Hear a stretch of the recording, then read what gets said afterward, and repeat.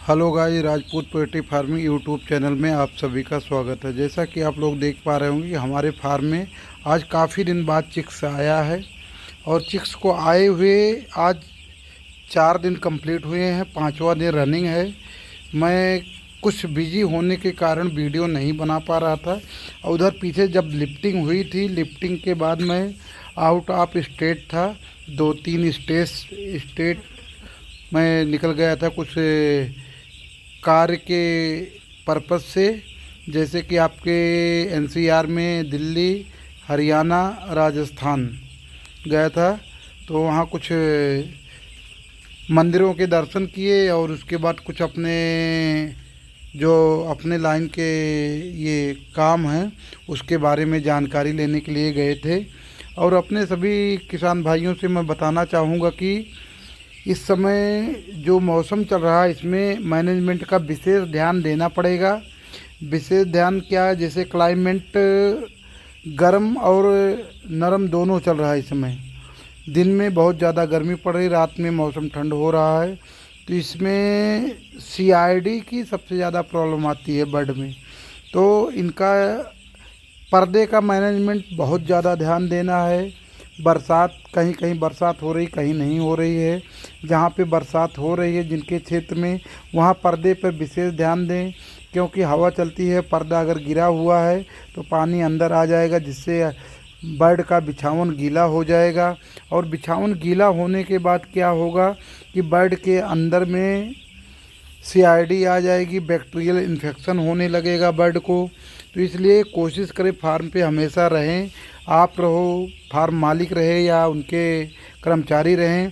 जैसे ही मौसम ख़राब हो या बारिश होने लगे, पर्दा को इतना चढ़ाएं कि जिससे बर्ड को ऑक्सीजन भी पूरा बढ़िया से मिलता रहे और अंदर पानी की बौछारें या छींटा ना आए। तो आप सभी फार्मर भाई को मैं बताना चाहूँगा कि मैं काफ़ी दिन से वीडियो नहीं बना रहा था। काफ़ी कमेंट भी आ रहे थे मुझे, व्हाट्सएप ग्रुप पे भी काफ़ी वो आ रहे थे कि वीडियो आप नहीं बनाते। पर्सनल ज़्यादा आ रहा था, ग्रुप पे कम आ रहा था। और मैं अब वीडियो बनाना भी शुरू कर दिया हूँ। जैसा कि आप लोग देख पा रहे होंगे, आज हमारे बर्ड को आज 5वां दिन रनिंग है।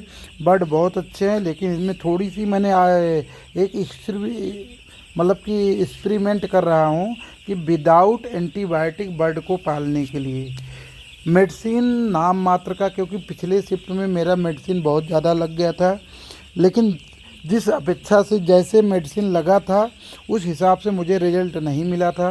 क्योंकि कंपनी से मैं लगभग 12,000 रुपये की मेडिसिन लगाया था और 7 से 8,000 रुपये की प्राइवेट मेडिसिन मैं लेके लगाया था। तो मुझे खुद ऐसा एहसास हुआ कि मैंने मेडिसिन ज़्यादा यूज कर लिया था।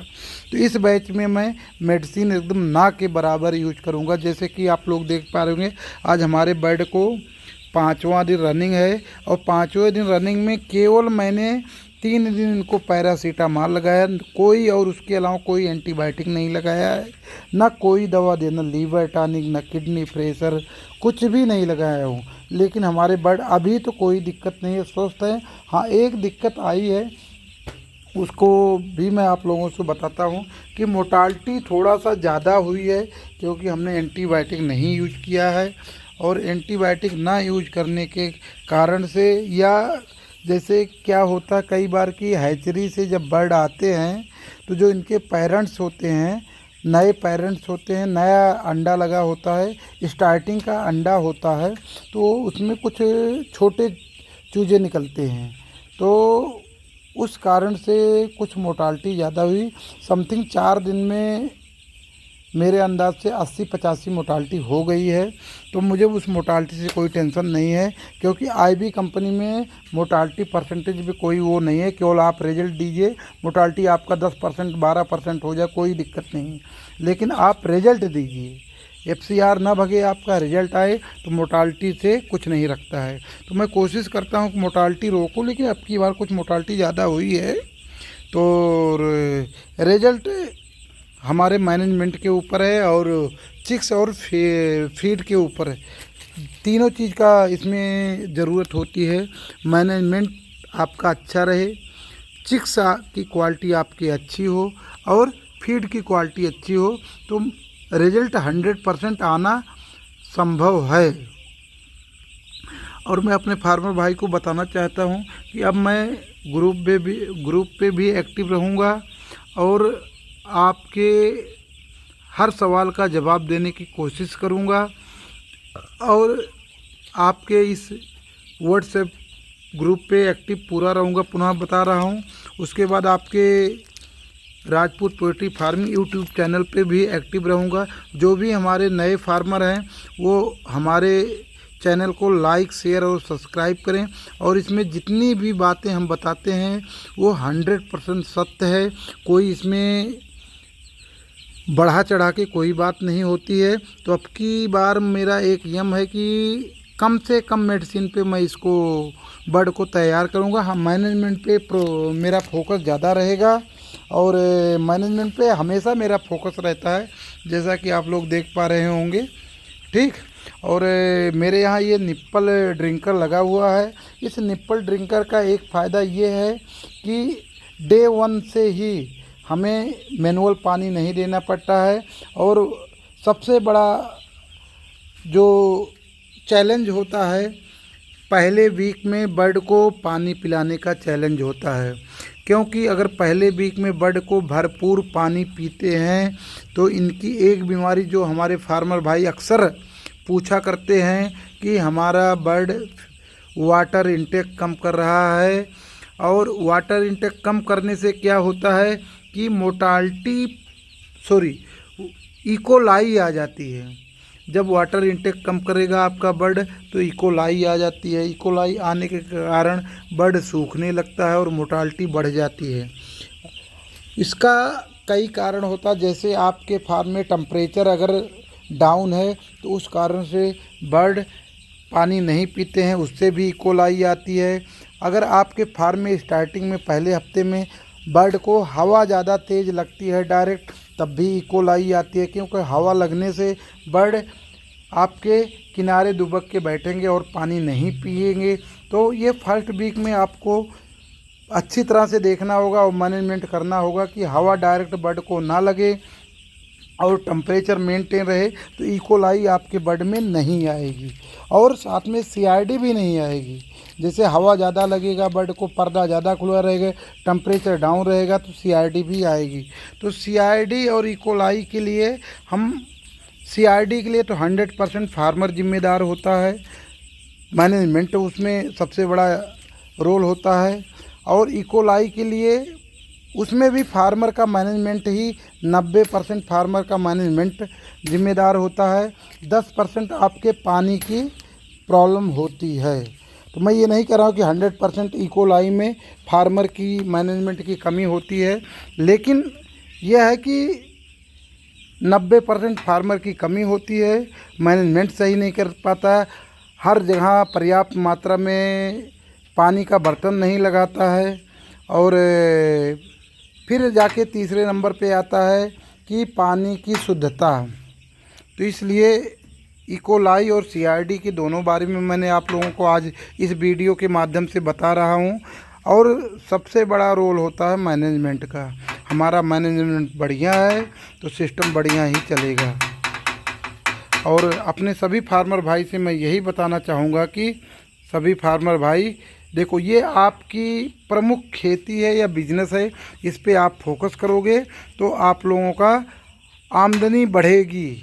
अगर आप इसको लापरवाही से करोगे और टाइम पास बिजनेस करोगे तो आपके घर से भी जाएगा, आपके जेब से जाएगा। और पोल्ट्री फार्मिंग जो किसान कर रहे हैं उनकी भी वैल्यू घटती है। नुकसान आपका होता है लेकिन पोल्ट्री समाज की वैल्यू घटती है। उसका एग्जाम्पल इस तरह से, जैसे गांव में एक फार्मर पोल्ट्री फार्म चलाता है और वो लापरवाही करता है, नुकसान होता है, तो दूसरा भी जो किसान तैयार होता है तो उसकी फैमिली या उसके परिवार वाले या उसके घर पे जो उसको फार्म खुलवाने के लिए प्रेरित करता है, तो उसके घर वाले उसको डीमोटिवेट कर देते हैं एग्जाम्पल देके कि फला के लड़के ने या फला ने पोल्ट्री फार्म चालू किया था और वो उसको घाटा लग गया, इसलिए आप मत करो। लेकिन गलती उसके मैनेजमेंट की है, उस व्यक्ति के पर्सनल कमी के कारण पोल्ट्री फार्म में घाटा आया है, लेकिन एग्जाम्पल दिया जाता है। लेकिन मैं अपने सभी फार्मर से भाई से कहूँगा, पोल्ट्री बिजनेस कोई ख़राब बिजनेस नहीं है, बहुत अच्छा बिजनेस है। अगर आप लोग सही ढंग से मैनेजमेंट करोगे, सही फीड रहेगा और सही चिक्स रहेगा, तो कभी पोल्ट्री लाइन में घाटा नहीं होता है। मेरा आज तक मैं बताऊं आप लोगों से कि मेरा कभी नुकसान नहीं हुआ है पोल्ट्री लाइन में। कम ज़्यादा हो सकता है, लेकिन ये नहीं कि मुझे जेब से लगाना पड़ा हो जब से मैं इंटीग्रेशन कर रहा हूँ। क्योंकि मैं पूर्वी उत्तर प्रदेश से आता हूँ, अयोध्या धाम ज़िले से आता हूँ। हमारे यहाँ प्राइवेट फार्मिंग अगर हम लोग करते हैं तो हम लोगों की कमर तोड़ दी जाती है इंटीग्रेशन कंपनियों के चलते। इसलिए हम लोग प्राइवेट फार्मिंग नहीं करते हैं। जब हम किसी समय प्राइवेट फार्मिंग करते थे 2.5 से 3 साल पहले, उस समय मेरा नुकसान बहुत हुआ था। लेकिन हम लोगों की मजबूरी हो गई है कि अब इंटीग्रेशन फार्मिंग करने के लिए, क्योंकि सभी फार्मर एकजुट होते नहीं हैं, इसलिए इंटीग्रेशन फार्मिंग ही करना हम लोगों के लिए मजबूरी है। क्योंकि लास्ट में अगर आप बर्ड तैयार करते हो तो उसके बाद आपका रेट का इशू आ जाता है, और कंपनियां जो हैं वो औने पौने दाम पे भी बेच देती हैं, तब भी उनका नुकसान नहीं होता, क्योंकि उनका एक चैनल होता है। और हमारे आपके पास वन टाइम चिक्स डालते हैं, एक टाइम में चाहे लॉस आए या प्रॉफिट आए, 100% लॉस और प्रॉफिट हो जाता है। तो बहुत बड़ी वीडियो हो जाएगी। आप सभी फार्मर भाई से एक बार पुनः कहता हूँ कि आप लोग चैनल को लाइक, शेयर और सब्सक्राइब करें। जय जवान जय किसान। हमारा व्हाट्सएप ग्रुप नंबर है 80 81 50 94 42। पुनः एक बार दोहराता हूँ, 80 81 50 94 42। इस ग्रुप पे आप लोग जुड़ सकते हैं, मैं लिंक डाल दूँगा वीडियो में डिस्क्रिप्शन में, और आप लोग जुड़ सकते हैं। जुड़ने के बाद पोल्ट्री लाइन से संबंधित A to Z, जैसे कि फार्म बनाने से लेके चिक्स डाल के चिक्स से लिफ्टिंग तक पूरी नॉलेज दी जाएगी इस ग्रुप के माध्यम से, इस वीडियो के माध्यम से। तो इस वीडियो को आप लोग लाइक, शेयर और सब्सक्राइब करें। जय जवान जय किसान।